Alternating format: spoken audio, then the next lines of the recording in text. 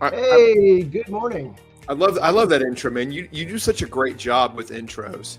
That's a great intro. I was having some technical difficulties this morning, but yeah, that intro is pretty classic. We know the background story with that one. That's Rich Nielsen, alive to a will pay and a pick four. I Right. forgot what day it was, Derby Day or whatever. Yeah, I And think it was Derby Day. me and you had the winner. We clapped at home. Rich had that look. Did you ever play Rampage at the arcade? No. Okay. It's a game where you could be a werewolf, a King Kong type character, Okay. a lizard, or like a Godzilla type character, and you go up these buildings and you destroy all these buildings. Right. Well, if you just climb up the building and just let go of the controller, Mm-hmm. the character just kind of goes like this, Yeah. just looks at you like that. And that's what Rich looked like. Yes, it is. It's exactly what it looked Uh, like.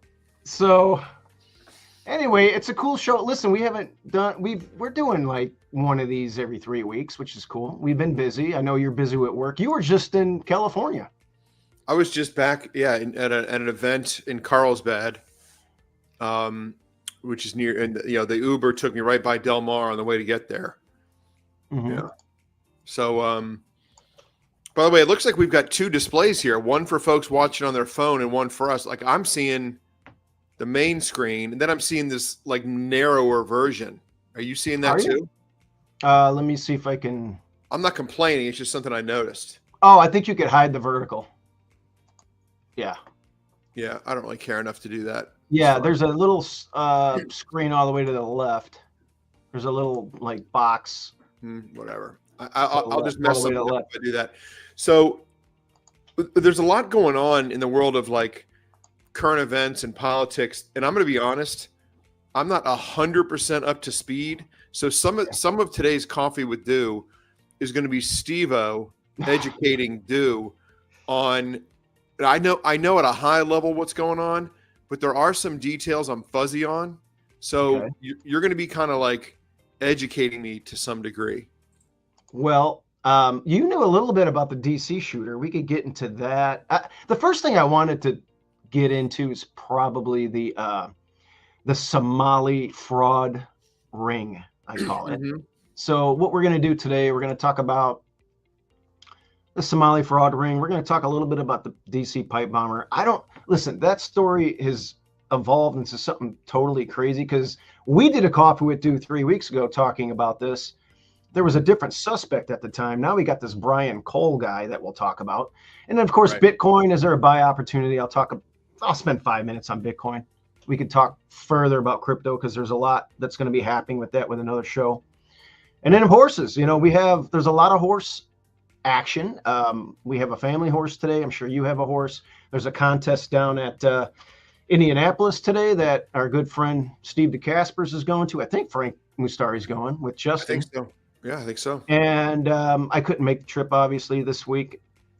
There's also a little birdie told me Mhm. that Well, it's there not a birdie. By the way, is. the birdie has gone public. About the Yeah, it's you're going to gone talk about. public. I know it's gone public. And I actually got a text from Laura Arth. She sent me a tweet from it. Oaklawn Park is finally, after years of me complaining and telling people over there to get a contest, it's coming. BCBC, NAC, first chance, last chance, Southwest weekend. I've been trying to get you there, Frank, Dylan. Rich said he's been there before. I don't know if the Caspers has ever been there, but The problem it's a is great place. it's the weekend after the Pegasus.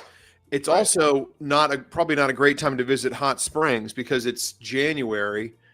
It's going to be the weekend before the Super Bowl, and my wife wants to go to Hot Springs. She's heard me talk about it and give her all the details that you've shared because I've never been, but it's not going to be a great week for like outdoor activity, I would think. So I mean, it's purely a trip for the horse player and the contest player. I don't know that it's the greatest time to go to Hot Springs, right?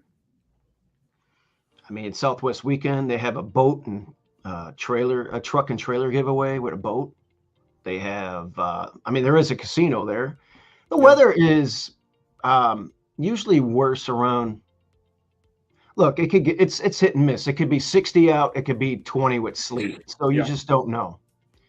But I don't know. I'm excited about going because there hasn't been a contest there since for the last 15 years. Yeah, it might be a good time for me to go. I haven't really tried, as you know. I've not been super focused on the horses the last many months, but Me and neither. Me I neither. haven't tried to get qualified for the NHC. How many contests have you played outside of the I mean, freebies? Outside of the freebies.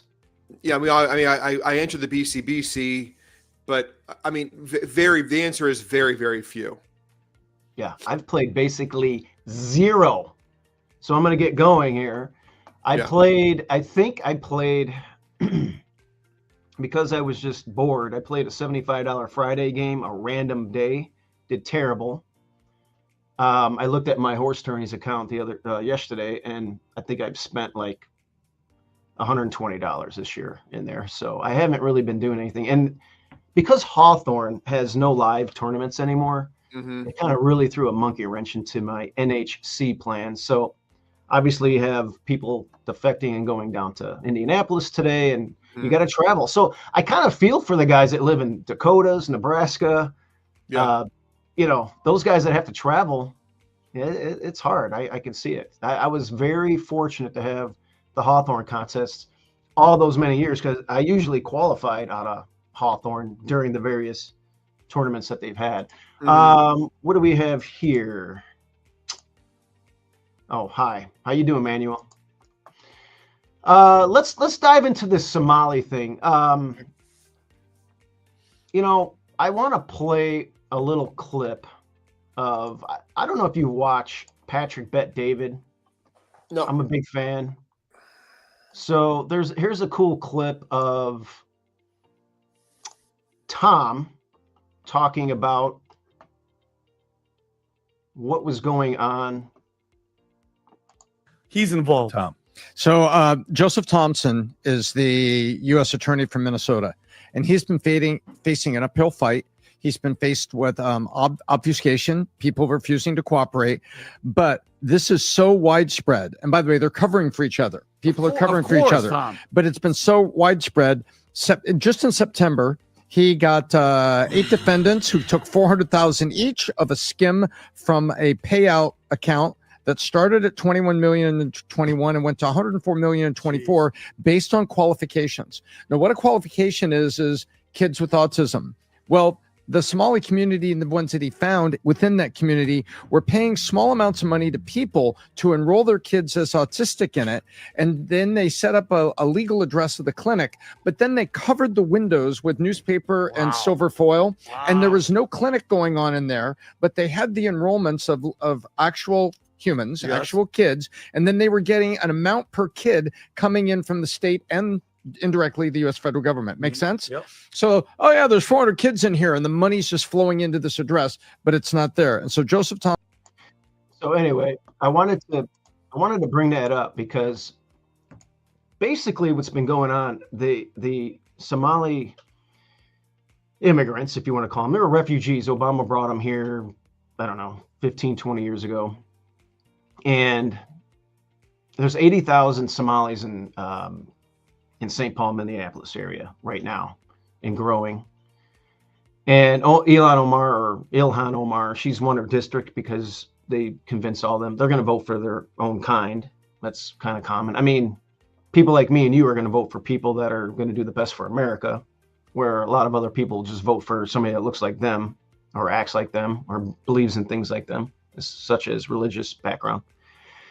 But they're taking money from the Minnesota taxpayers. And Justin, this thing, we're just opening up the top of the lid on this.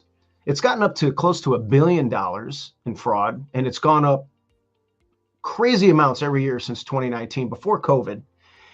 And they're saying it could be multi-billions of dollars. And the sad thing about this, the money is going to a terrorist organization, Al-Shabaab, if you know who this guy is, who is part of the Muslim Brotherhood. So basically, the Minnesota taxpayers are being drained. They're supplying monies illegally to Somalis who are saying their children are autistic, among other things. and they're taking that money and funneling it to terrorist organizations. I don't know about you, but by the way, Tim Walz knew about it. Tampon Tim. Ilhan Omar definitely knows about it. What's going to be done about it is what I want to know. I have an article. Let me share the article here. Boom, boom. Running like a Swiss watch here. So the money is, where else was the money going besides to this terrorist organization? In other words, it's going to Somalis. But what do they do? Is it for, I mean, is there any kind of like voter fraud element in this, or is it just, the mayor, it's good that you mentioned it. There's really not fraud. The mayor is convincing these people, I guess you can call it fraud. He's saying, hey, vote for me, vote for Omar, vote for Walz, vote for the Democrats, and we will give you all this free stuff. And this has been going on. If you look at this article here, if you can see this. Yeah.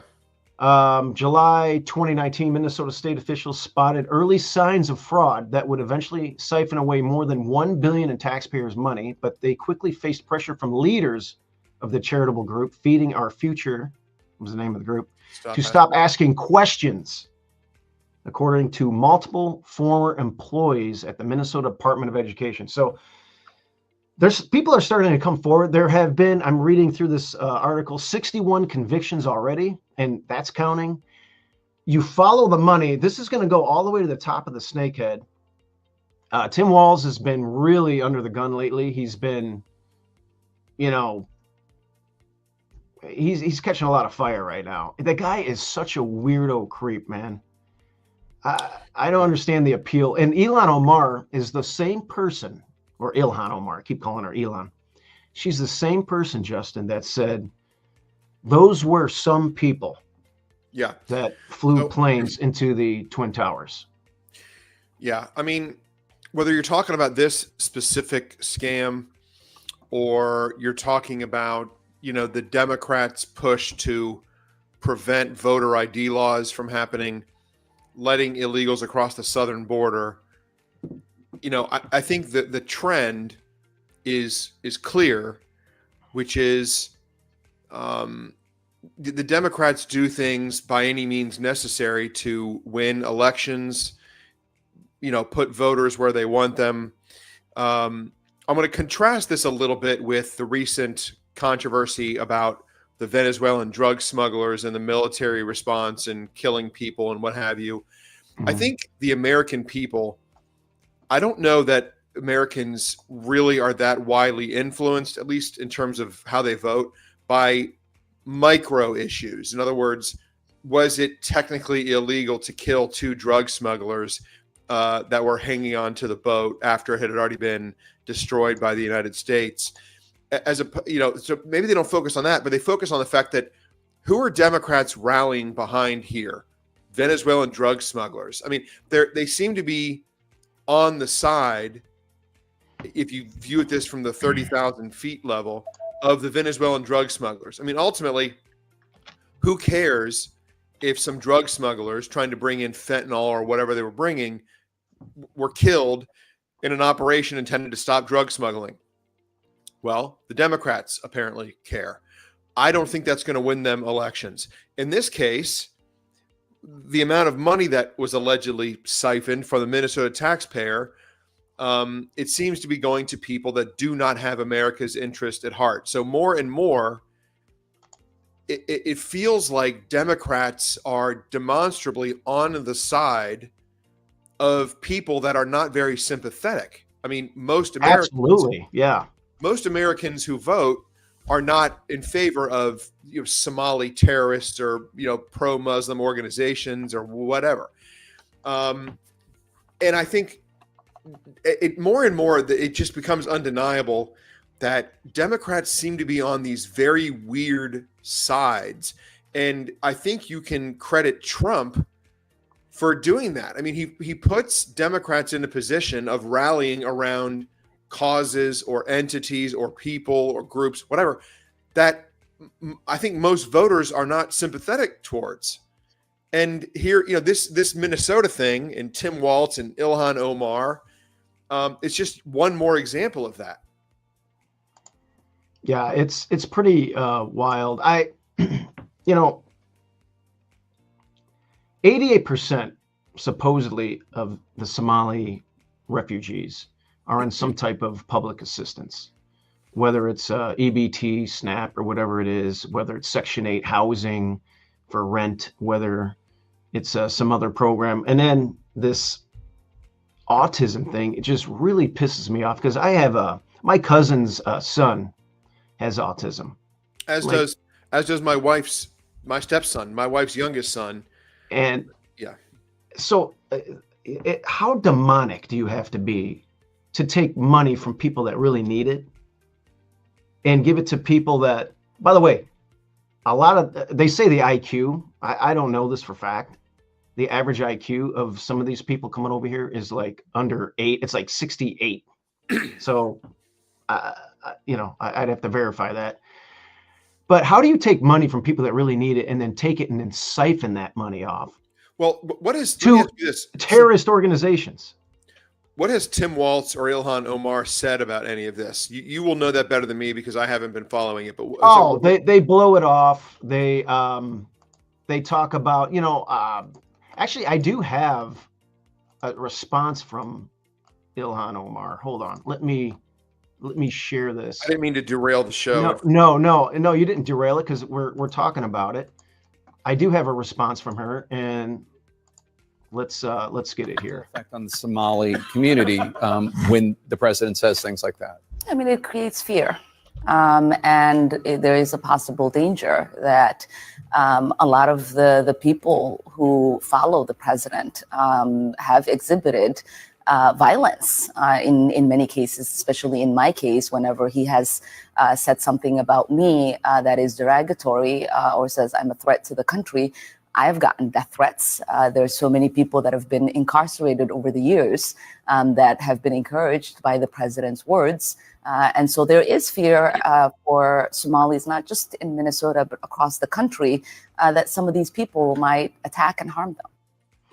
Okay, Vinny, thoughts? Well, one of the guys caught, well, first of all, I'm going to get to the part of me just not. Why the fraud got so out of control in Minnesota? I think what happened is that, when you have these kind of new programs that are designed to help people, you're oftentimes relying on third parties to be able to facilitate. And I just think that a lot of the COVID programs that were set up, they were set up so quickly that a lot of the guardrails did not get created. She's blaming the guardrails. And they're Listen. Okay. How do you blame? We're not talking about, $10,000 sneaking through the cracks here. They're talking about guardrails. These guardrails were set up by her. By the way, there's rumors of her marrying her brother, and her paperwork isn't exactly in line for her to get over here. And I guess that's common practice for a lot of them to fake paperwork like that to get into the country. But she's blaming guardrails. But we have arrested 61 people that were involved in those guardrails, but they all knew about it. Everybody knew about it. We see the money going out. So it's just like the old adage, follow the money. But that was her. The first part that I clicked on there was her response to Donald Trump. And I want to play Donald Trump's response to all of this stuff. He's really not happy about it, as are many Americans. Billions of dollars, billions, every year, billions of dollars, and they contribute nothing. The welfare is like 88%. They contribute nothing. I don't want them in our country, I'll be honest with you. Okay? Somebody say, oh, that's not politically correct. I don't care.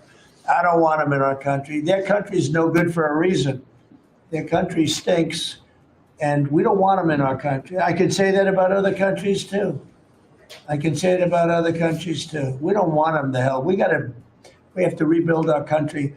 Our country's at a tipping point. Yeah. We can go bad. We're at a tipping point. I don't know if people mind me saying that, but I'm saying it. We could go one way or the other. And We're going to go the wrong way if we keep taking in garbage into our country. Ilhan Omar is garbage. She's garbage. Her friends are garbage. These aren't people that work. These aren't people that say, let's go, come on, let's make this place great. These are people that do nothing but complain. They complain. And from where they came from, they got nothing.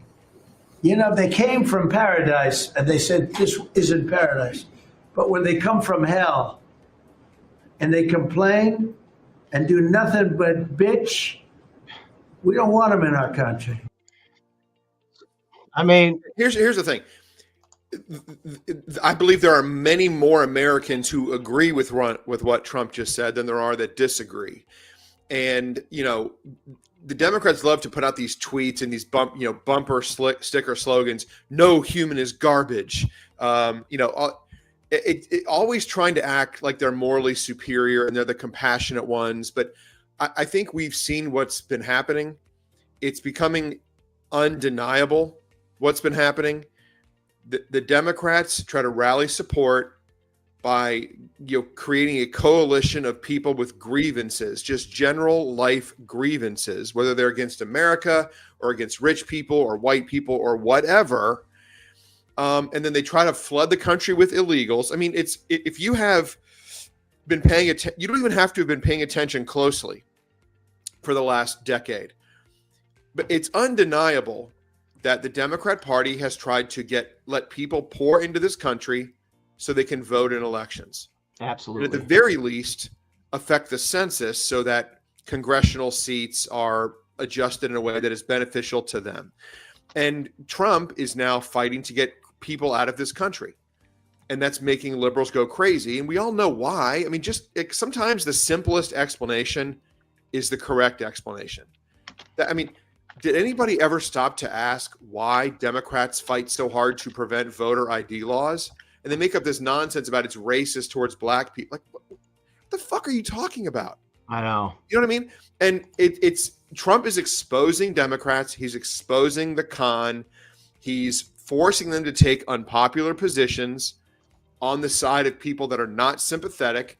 And let's just see how it plays out. I mean, we're less than a year away from the midterm elections. Don't forget, we're less than 1 year into Trump's second term. Doesn't seem like that, but he's basically just getting started with his second term. Mm-hmm. And we have the midterms coming up less than a year from now. The Democrats are still heavily favored to take back the House Which of is Representatives. Which is normal. Well, but I don't understand where it's going to come from. I mean, I guess you could say that now that Trump is in office, the America First wing of the party might get a little complacent. Meantime, the leftists are more galvanized than ever because they hate Trump, and that could present a problem. I mean, it could. I don't think it's on the issues. I don't think the things the Democrats pretend to stand for are popular issues. Well, it's socialism. It's or communism. I mean, if you want to look at New York, it's Islam. There's an Islamic wing to it, and then you have this transgender, gay and lesbian wing, more the transgender thing or whatever. They seem to gravitate that way too, where a lot of those people, if they're in some of these Islamic countries, they're going to get thrown off a roof. I don't kind of get where they're coming from with that. But for the midterms, I think we're early in this first, he took office in January, where we have our first year in. There's a lot of Here are the Kalshi odds to take back the House. Okay, was that 76-24? Yeah, Democrats Okay. are a huge betting favorite right now to take back the House in the next election. Right.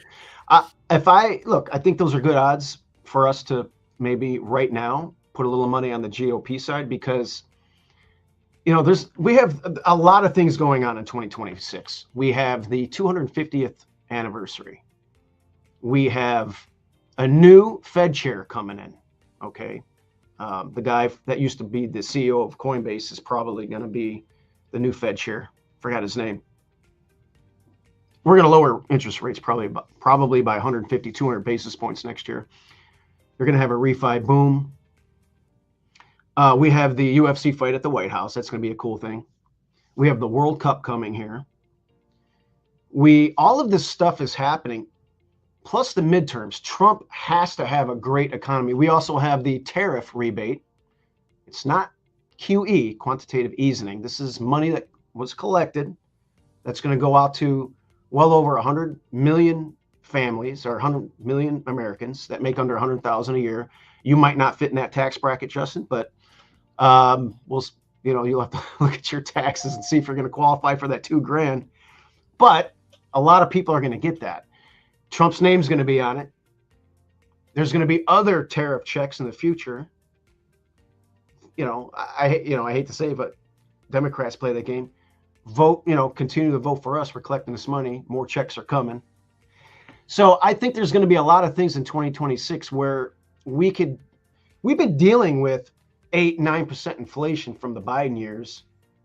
When Trump took office, I don't know, I think we're at 3. I think we're just at 3 or just under 3 now. So we've been trying to, handle that and get it down. But everybody's blaming Trump for the high prices. Well, where were you last year? The high prices. Yeah, they didn't care about the price of eggs. Yeah, I mean, right. And gas, by the way, I filled up yesterday in Wisconsin, southeast Wisconsin here. $2.46 a gallon. I haven't seen it that low in a long time. A long time. You want to educate me on the latest with the other controversy we talked about on a previous show, which was the January 6th pipe bomber. I had heard things through the grapevine and personal contacts I have, and I'm wondering if some of that ended up not being accurate.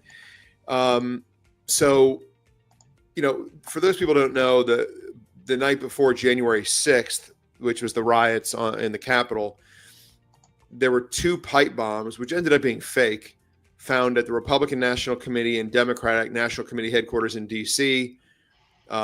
It's been like it was weird that nobody was ever arrested, and now finally someone has been arrested.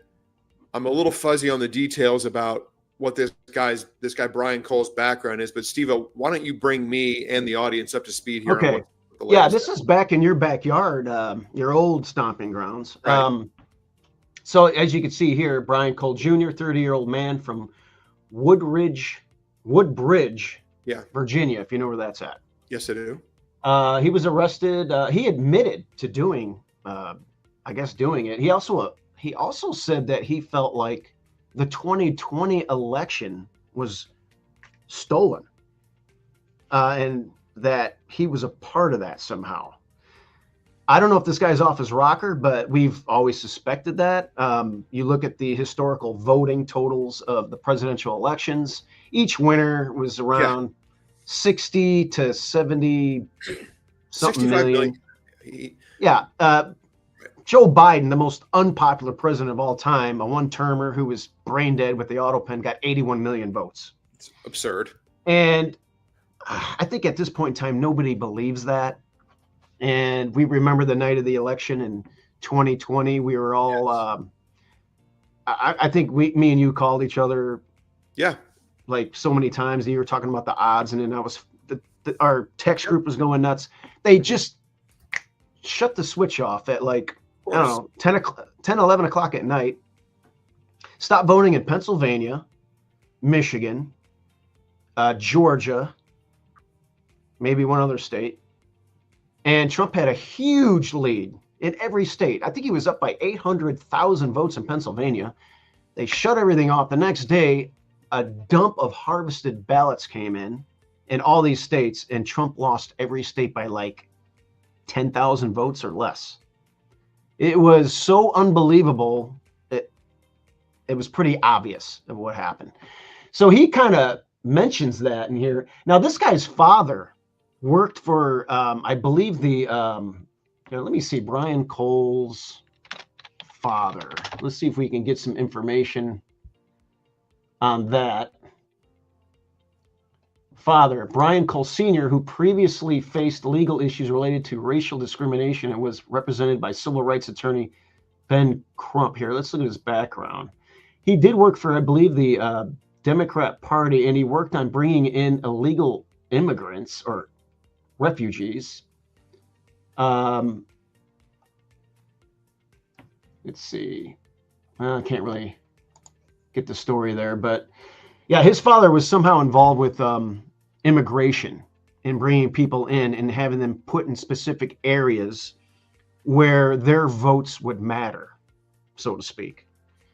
So there's a lot more coming out on this, but this guy has been ID'd. That's him in the photo here. He's 5'6". He fits the profile of the person in the video. He admitted to it, and more is coming out. So I just wanted to bring this to everybody's attention because it's going to be major news in the coming week here. And yeah, this is the guy, Brian Cole Jr. Yeah, it says he's a Trump supporter. No. Well, a number of articles I've read say that he is. No, he wasn't a Trump supporter. Well, then I need to read different articles because more than Yeah, once you're reading. he was upset You about might the be 20 reading. Yeah, you might be reading CNN or something Well, like that. yeah, that's. I think that is what I was reading. So, I think the whole thing is weird. That no arrest was made before now. Well, they've had the file on their. It's just basically information they already had, and nobody looked into it until now. That's what I gathered out of it. I need to do more digging on this issue because Let it's. me see if I can get some more information on Brian Cole, father. Well, you're gonna have to find things on. No, I'm Twitter. gonna go to I'm gonna go to AI because they kind of take parts from everywhere. All right, here we go. Let's see what this says here. This is okay. The father of the man arrested in connection with the January 6th pipe bomb investigation. Senior, he is a bail bondsman and owns the family-run business Brian Cole Bail Bonds in Northern Virginia. Let's see what else they got here. Civil rights attorney was represented by civil rights attorney Ben Crump in a racial discrimination case. God, where's the other stuff where he was working with immigration? Anyway, AI is kind of goofy. They don't have all the information. Sometimes you can't trust AI all the way, but kind of like Wikipedia. More is going to come out, but we got the guy, and we'll see what happens. I'm surprised you didn't know as much about it because any of your family saying anything about it up there? Well, no, I mean honestly, I was traveling for work this week, and I took a red eye back from San Diego, not night before last, and this story broke while I was there, and I just wasn't able to give it the attention I normally would have. But I'm gonna have to read about it, go to some places on Twitter that I trust, figure out what the real story is. I just think it's strange that I mean, look, it's possible that all the things that I had heard for the last couple of years were wrong, and that they didn't have the guy identified very quickly. I had heard that they knew that the guy who planted the bombs took the metro home to Northern Virginia, and that they knew what car he drove when he left the metro. And I didn't see anything about that in the articles I read. So look, it's possible that I'm guilty of believing things that I had been reading and that those things were false. And, maybe this guy is a Trump supporter and that would look bad, but whatever, who cares? Let's move on. I mean, let's focus on things. Like that Cash Patel, everybody, Ben Bongino, they had a big press conference about this yesterday. He's not a Trump supporter. He did acknowledge he thinks. I mean, he just kind of spilled beans, like, "Hey, we think it's possible 2020 was." Yeah, it's possible he thinks the election was stolen, and he's happy about it. I mean, right. Bitcoin. What do you know about Bitcoin? Okay, I know that I own about 1/10 of one Bitcoin. Okay, so you have 0.10. That's correct. That's great. That's good because one day that'll be over. Well, here, let me share what. Well, I don't think you better be. I mean, Let me share what Kathy Wood said here. Our forecast right now, it's right now the Bitcoin's around 105,000. Our forecast for 2030 is $1.5 million. And we do that, the building blocks for that, the three biggest building blocks are institutional, which has barely started, store of value or digital gold. Young people are much more comfortable with digital gold than gold. Kathy Wood. So anyway, what she's saying, and Kathy Wood, by the way, she runs ARK Fund. She I bought know. Bitcoin. I'm in ARK. Okay, so you know that. Tesla. So you own Tesla. She's huge. Look, Tesla's more than a car company, by the way. Robotics, AI. It's going to be multi-trillion-dollar company one day. Bitcoin. What is cool about Bitcoin? I've told you this before. Like gold is gold. Gold is 30 trillion market cap right now, right? Gold's at like $4,200 an ounce. Gold will, I don't know, in our lifetime, or at least in your daughter's lifetime, both of your daughters, gold's going to probably double. What's that? A gold coin? No, this is a silver. Silver. Eagle, American Silver. Silver's doing good. It's When I first 60. started talking about silver, I just dropped it. It was 28. This would have cost you about $28 to $30. This would now cost you about $62 Right. online. It's silver trades at around $58, $59 an ounce right now. I believe silver's the better buy than gold right now. It should be more like 10% of gold, which would put it at $400. So that's what I think. But back to gold. Gold's market cap's about 30 trillion, maybe a little bit more recently. So say it doubles in market cap, goes to 60 trillion. Okay. That's going to put gold at like $8,000. That could happen in the next 30 years. Okay. Mm-hmm. Bitcoin is 2 trillion. Okay. A little over $2 trillion in market cap.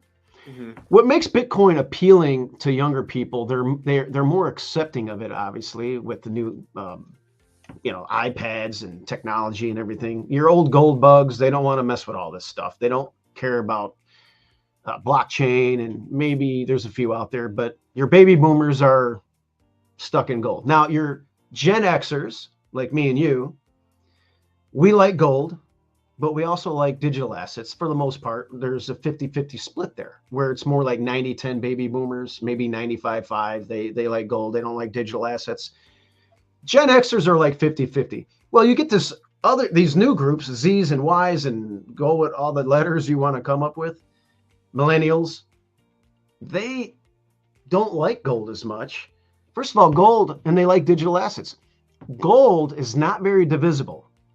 So it's hard to chop it up and move it around. So it's not very portable.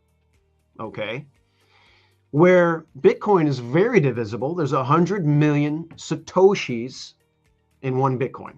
So in the future, Justin, we're not going to be saying, hey, how many Bitcoin do you have? We're going to be saying, how many Satoshis do you have? That's going to be what we're going to be talking about in the future. Satoshi Nakamoto, whatever his name is. Satoshi Nakamoto is a alias made up, or a name made up by Hal Finney. Hal Finney died of ALS 10 years ago. He's one of the cyber crypto punks that started Bitcoin. And he was the guy that sent Bitcoin from Satoshi Nakamoto, the account he made up, to himself. Hal Finney was the first person to receive Bitcoin ever in a transaction on the blockchain. So he sent it to himself. Okay. Is what happened. I think that's my theory. So there's a lot of different theories. I think that's the most obvious one. So Hal Finney's gone, and with it, Satoshi Nakamoto's gone. What about his Bitcoin? What happened to his Bitcoin? That's a good question. It's probably, I don't know if an heir has it or not, probably. But there's a lot of Bitcoin out there that has disappeared out into the ether forever. Right. Maybe 2.5 million. Yeah, they're in landfills and other places. They're gone forever. So that makes it very scary. There's only 21 million Bitcoin ever that will be mined. The last one will be mined in 60 years or something like that. Maybe 100 years. I have to look at the chart. There's only a million more left to be mined. I think the circulating supply is just under 20 million right now. So it's more divisible, it's more portable, it's more accepted. It's we have the Clarity Act coming out in 2026.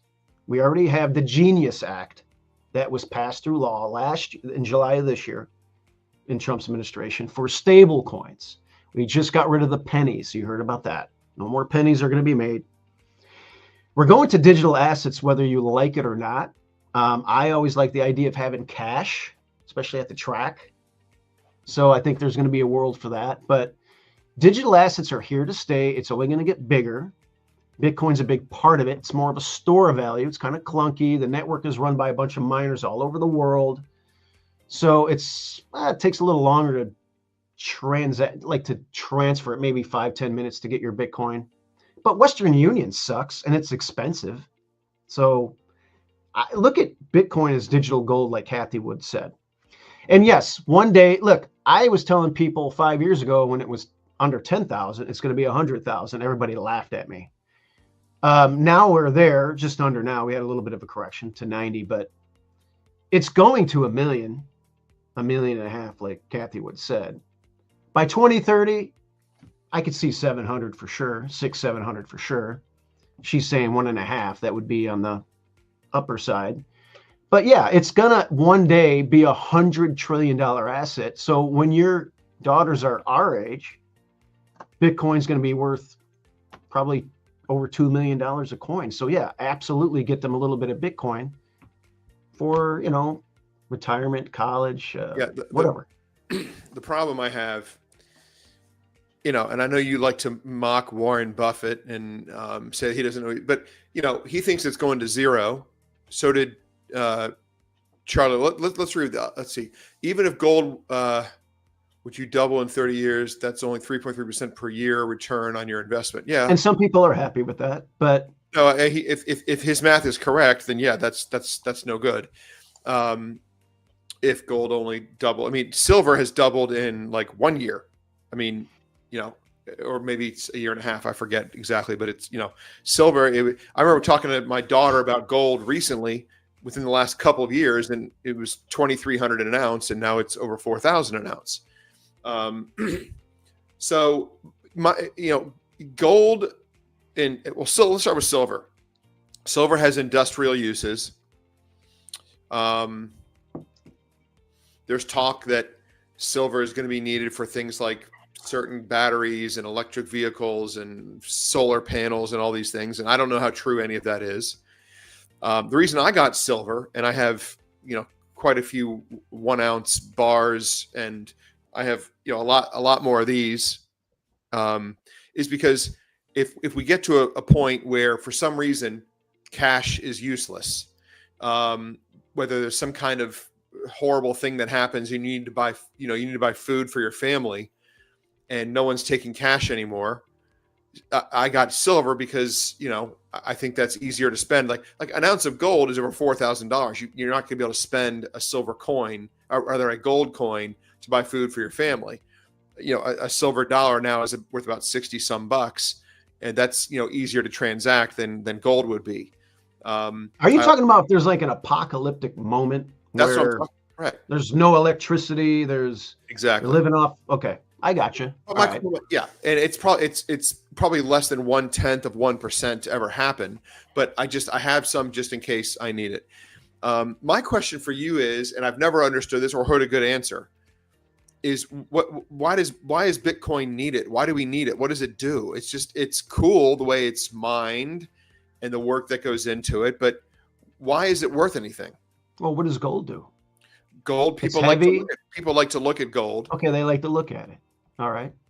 Well, like I said, gold, yeah, it's cool to look at if you like to look at it. You got a gold chain, but like I mentioned earlier, it's harder. It's easier. Like you could carry a thumb drive, a Trezor cold storage wallet, and you could move Bitcoin around in your pocket, millions and hundreds of millions of dollars if you want. Try and lug around gold in a suitcase that's worth $100 million, or for that matter, 200,000. Just to carry one gold bar and move it around in a backpack, and people looking at you weird. And yeah, okay. Why do you have that gold bar in your pocket? It's hard to chop it up. So you have to sell. You want to buy some food. There's an apocalyptic moment, and somebody wants your silver for, I don't know, some corn, and they shot a deer.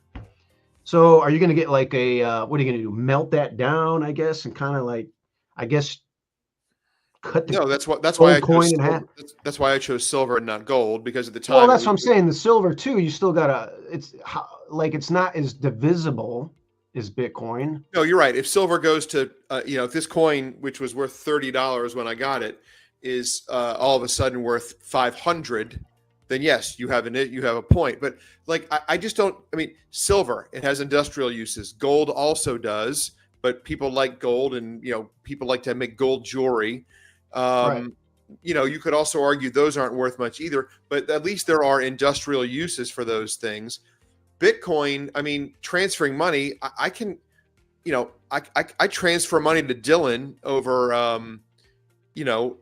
Apple Pay or whatever, Zelle or PayPal. You can do that today. So I'm just not. I've never been clear on why Bitcoin is worth something. Well, we have an interesting comment here. I think the main problem with digital assets are they have no company or solid intrinsic value behind them. Well, the company part, not having a company, I like that. It's open source, meaning it's not owned by anybody. You have your own wallet. You have your own keys. You control your own Bitcoin. There's no main company that's going to tell you what to do or make decisions on what Bitcoin is going to do. It's all decided by the public, supply and demand, and whether or not they believe in that asset, just like gold. So it's digital gold, and we're going into a digital world. Robotics, AI, the internet, it's here to stay. I've seen some AI models of what the world's going to look like in 100 years, and it's not going to look like, unless we have a nuclear fallout, like you said, it's not going to look like Spartans fighting, the Corinthians or whatever. So it's, and we're going to be like trading gold for weapons. It's going to be digital assets, and Bitcoin is the best performing asset of all time. I mean, you look at the first trades in 2009 with Hal Finney from Satoshi Nakamoto for pennies. Now it's, almost 100,000. It hit 125. It's, I think, 90 today, but you want to, I believe in it. And go ahead. No, I was going to ask you if you wanted to open up your DRF PPs and show me Gulfstream Race 7. If you wanted to show me your PPs and show me Gulfstream Park Race 7 today. Oh, we're going right into horse racing. I got you. Cut me off. Yeah, I think Bitcoin's going to 4 cents. Okay. All right. We'll talk about that. We'll keep talking about it. Did you say it was going to 4 cents when we were at the Hawthorne OTB when I told you to buy it at 47,000? Did you tell me to buy it? I think you told me to buy Raven. I told you to buy it. Raven Protocol. I actually have Raven Protocol has not panned out. The idea of it has, in another project I'm in, BitTensor Tau, the next Bitcoin, but it's an AI project. I encourage everybody to look into it. TAO is the symbol. What's MAGA coin worth now? There's been a lot of MAGA coins. I think the one that Trump launched is somewhere around $10 to $15. So, yeah. All right, you want to look at some horse racing today. What are we looking at? By the way, Oaklawn's PPs are out for next Friday. Can you open and share the PPs for Gulfstream Park Race 7 today? I can. Race 7.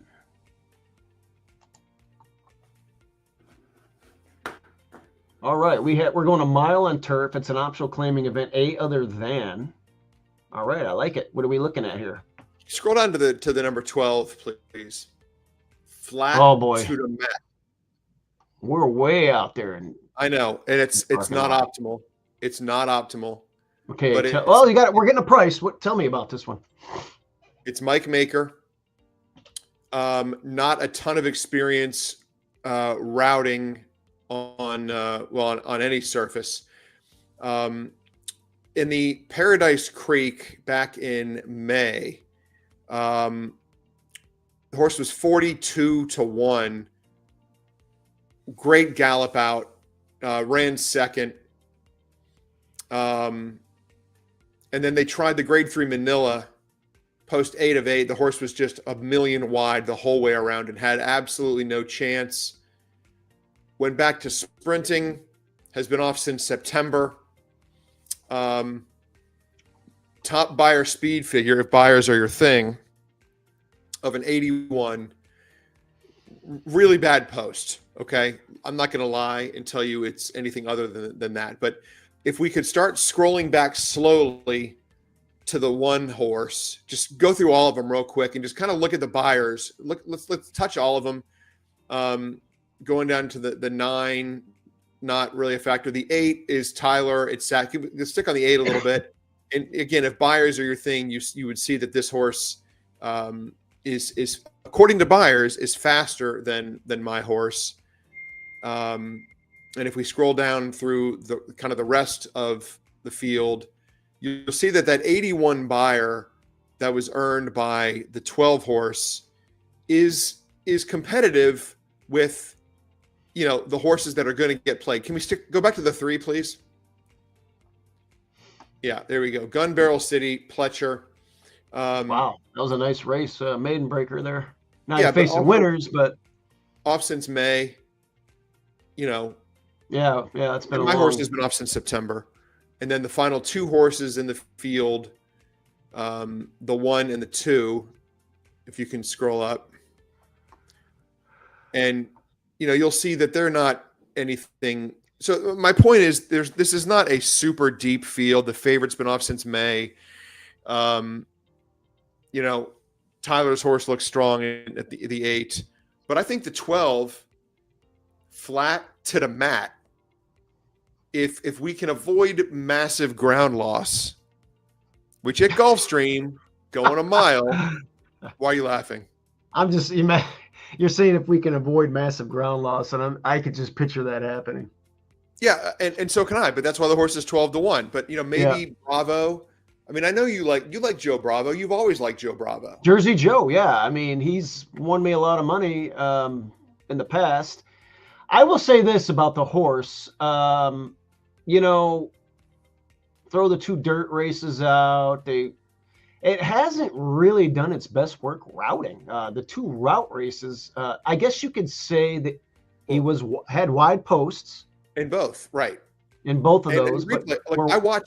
I watched replays of both the Manila and the Paradise Creek this morning. Okay, and the horse. If you watch the replay of the Paradise Creek, he saves ground the whole way, but then he blows by them all right after the wire.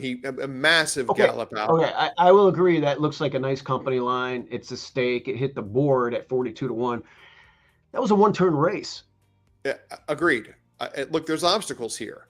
Okay, so we're gonna demand a big price. It's Mike Maker. Mike Maker does not enter a horse in a spot like this unless he feels like he's got a chance. I firmly believe that. So you got Jersey Joe, who has not ridden for him a lot in the last couple of years. I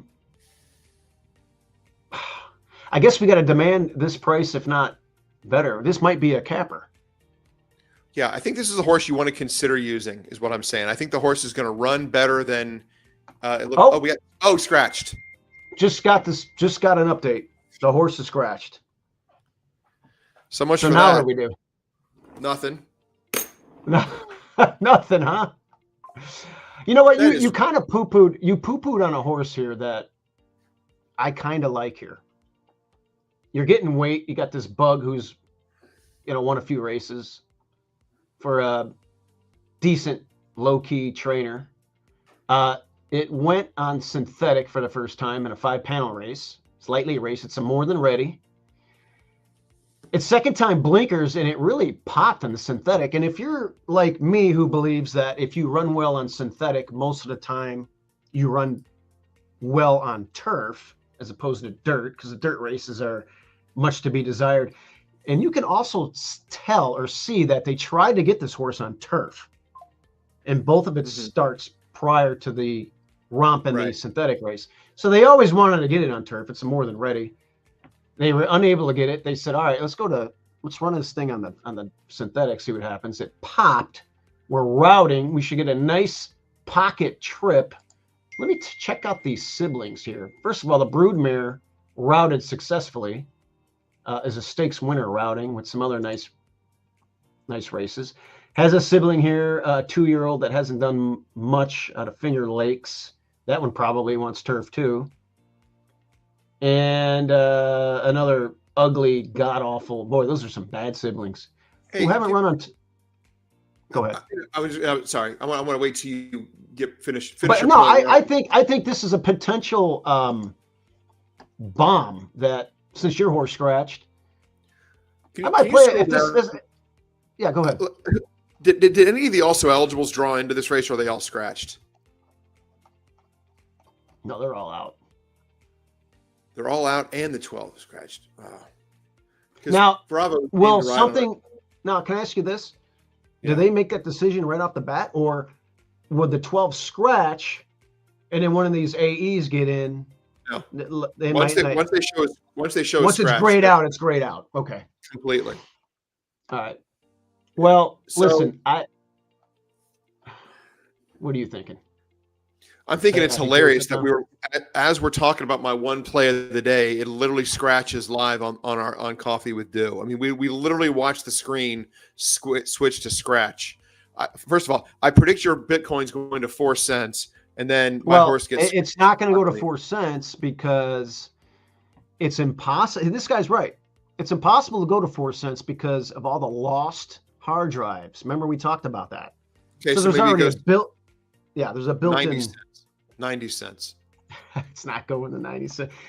It's going $1 million. It's going $1 million. We have a family horse today. You want to talk about that a little bit? Yes. Yeah. And then I got to bounce soon. So can we do it in like 3 minutes? So, yeah, we got race 3 at Fairgrounds today. So let's put the little graphic up. Hard to Fathom.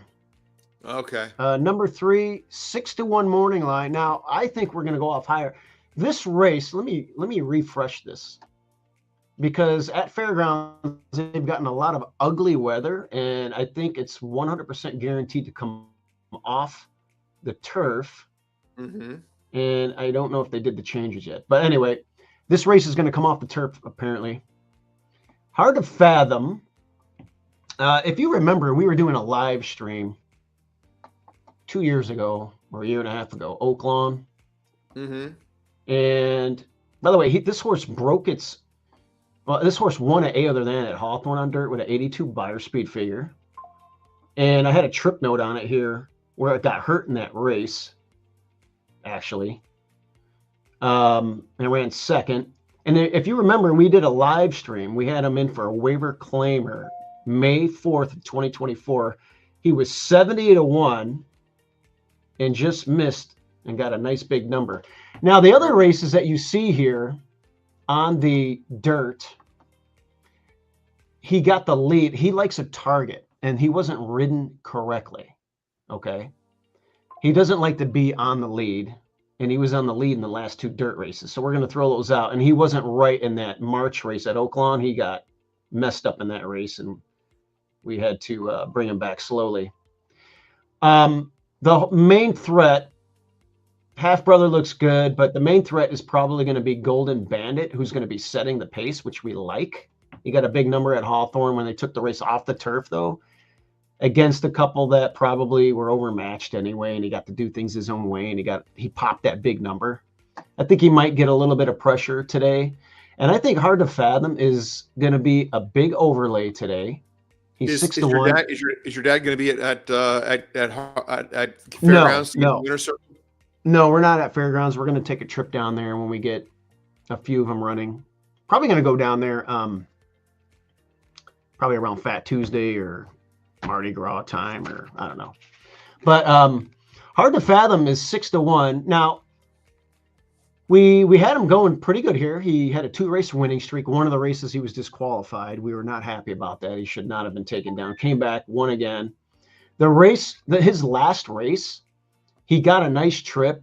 It looked like he was going to make a move and power home, but he ran against a really tough field that day. Calibrate came back and won here at Fairgrounds on the dirt. Got a big number there. 86 was a good horse. And of course, another mystery. He's $1 million Illinois bred winner that got in there. And then Platonic Power, I think, has won like 3 in a row. So it was a tough field that day. This is a much easier spot. It's a conditional 30,000 claiming event. And we're going to have a target. We won't be on the lead. Mitchell Murrell's a nice patient rider. I think we're going to get double that price. I think we're going to get 12-1, definitely maybe 10-1 today. And he's feeling good. He's had a couple of works over there. All systems go. Hard to fathom. Hey, I've seen worse overlays in my life. Yeah, that's going to be now that my one play of the day isn't running, I'm going to play Hard to Fathom. It's my only play of the day. Some of the other horses in here, I don't know what the scratches are going to look like, but I'm hoping Calibrate stays in, which he will. Half Brother won a nice race at Delta Downs here, going 7 panels. Is that a 2-turn race over there? I think it is. Yes, I think so. I think yeah, it's a 6-mile track, isn't it? Yeah. So they run 2 turns at Delta, even though it's 7 panels, I believe. But whatever. The other dirt races, not much to be desired. Gold Bandit had his own way, and then here's the 8 horse. So I think we're going to get a nice, perfect third. We're going to be sitting third early, and we're going to make a move and a turn, and hopefully we're good enough. I think if somebody can pressure Gold Bandit and not let him walk the dog like he did last time on dirt, I think we'll be all right. And this is race number 3 at the Fairgrounds today. Race 3 at Fairgrounds today. And the weather's been atrocious, and we anticipate them. It's already 9:30. Maybe scratches come out in another hour. I don't know. They're Central Time there. That's right. I always get that confused. Sometimes I think that Fairgrounds is East Time, but it's actually Central. So the scratches, they're going to take it off the turf. Our buddy DeCaspers is down there at Indianapolis. Frank Mustari's down there. We'll wish them good luck in the tournament. Justin, real quick before you go, Alabama, Georgia, Ohio State, Indiana. I'm not worried about the point spreads. Who is going to win? Well, I'm glad you asked this because I got a profit boost on my online book. This is a 4-team parlay, 100 to win 1,900. So it's actually giving me 18-1 odds. I'm on Texas Tech minus 12.5. Oh, I'm Texas on Georgia Tech. minus 1.5, Virginia minus 3.5, and Ohio State minus 4.5. I'm going down favorite boulevard like a total square. Me and you could not be total. I can't say anything about Virginia or Texas Tech. The other 2 games, I'm on the other side. I've been unimpressed with Georgia this year. I think Alabama's going to beat them outright. And I'm going to tell you, the coach for Indiana. Yep. Signetti. This guy has an aura about himself, a winning aura. That is, he won at Division III championships. He won Division II. He's come to Indiana. Indiana is known for basketball. They're the doormat of the Big Ten for decades. They go to the playoffs last year. This year they got one of the Heisman favorites, Mendoza. They're going to beat Ohio State today, and they're going to win the national title. I think you're high. I'm high? Okay. Yeah. I think Ohio We're going to revisit this. Okay. I think Ohio State is going to curb stomp them. And we might have to do an emergency coffee with Dew tomorrow morning. Here's the deal. I'm game. If Indiana wins, emergency coffee with Dew, we're live on the air. I will buy 1/100th of a Bitcoin. 1/100th of a Bitcoin. That's like $80. Wait, no, $800. $800. Right. $900. 900. Right. Yeah. Guys, don't forget to like and subscribe. We'll bring more content out to you. I had some technical difficulties. I'm not sure if this is on YouTube or not. I will download it on YouTube so everybody can see it. We're live on Twitter. We're live on Facebook right now. By the way, how many viewers did we have at any point? We only had up to 57 at one point. when we're doing live racing, we get 200-300. But Yeah, when we do more, when I get back into the horses after focusing on work, we'll do some live broadcast and we'll get that back up. absolutely, Justin.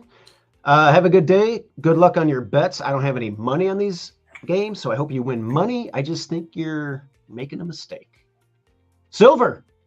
Buy some silver. I agree. Buy some Bitcoin. And look at BitTensor Tau, the next Bitcoin. And then Raven Protocol and then Trump Coin. Don't forget those. We're not going to buy those. All right, everybody. All right. God bless. See you See you later. guys.